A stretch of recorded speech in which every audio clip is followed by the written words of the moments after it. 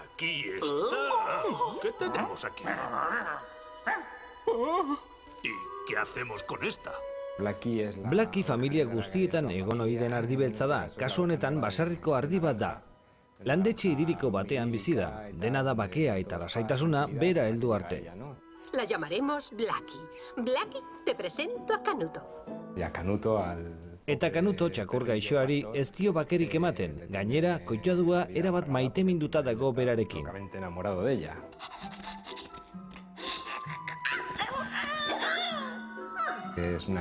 Killer bat da, eta landetxe osoa dauka bere esanetara bere ametsa lortzeko, hau da, ilargira heltzea lortu alizateko. ¡Allá vamos! Blackie and Canuto, baleukoren animaziozko film berria da. ¡Canuto, ven ya! ¡Blackie! ¡Aquí! Oso dinamikoa da, gauza asko gertatzen dira, badauka abentura, maitasuna, road movie antzeko bat da.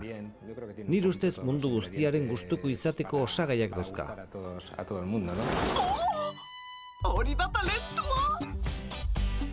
Abenturazko komedia bat da, transmititzen du jarri behar gehala martxan ametsak lortzeko. Eta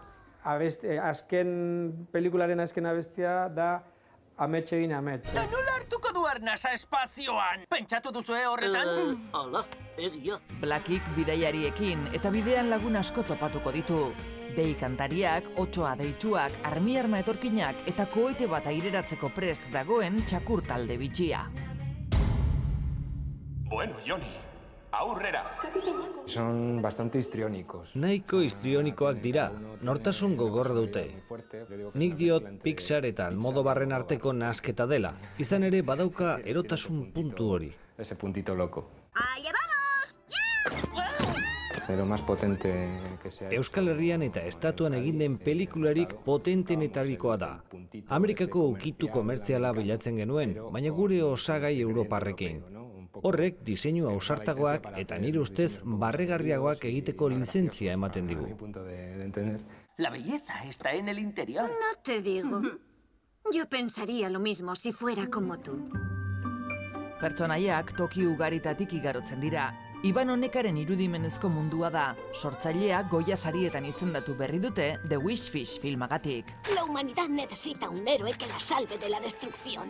Inspirazio gehiena zeruetatik hartu dut film honetarako, eta oso harro nago lortutako zeruekin. Hilabeteak eman ditut zeruak begiratzen eta argazkiak ateratzen. Frantziara sarritan joatea gustatzen zait, Biarritzera, Angletera, Osegorrera, eta bertoko landetxeetatik hartu dut inspirazioa, eta horrez gain, gai espazialei buruzko informazio asko ere bildu behar izan du.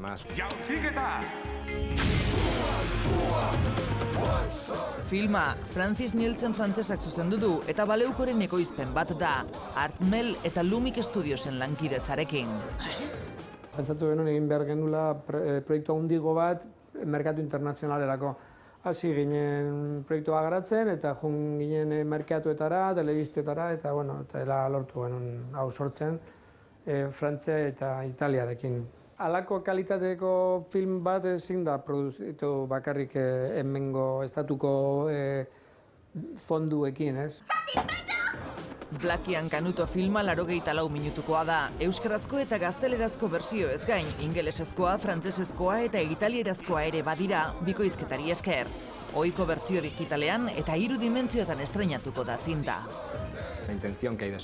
Gaur egun beti nahi da harritu, bai bideo-jokoetan, bai filmetan, eta nire ustez geratzeko datorren formatua da, eta etorkizunean ziur are interaktiboagoa izango da. Gustokoa dauka talde batetik baina bestetik ez, izan ere oraindik argiak eta itzalak dauzka. Gustatzen zait Blackie eta Canutoren filmean mundu horren barruan zaudela ematen duelako, eta hori ordainezina da, umeentzat bereziki, izugarria da mundu horretan sentitzea. Viva Noa, lagunok! Arriskutsua da! Tira, utzi ezu! Egan egitea demasa da! Blackie and Canuto otsailaren 15ean estreinatuko da zinema aretoetan, eta laizter ETV-ra helduko da telesail formatuan. 9, 8, 6... Eta 7 zer? Esan dut 7. Tira, hasi berriro badez bada.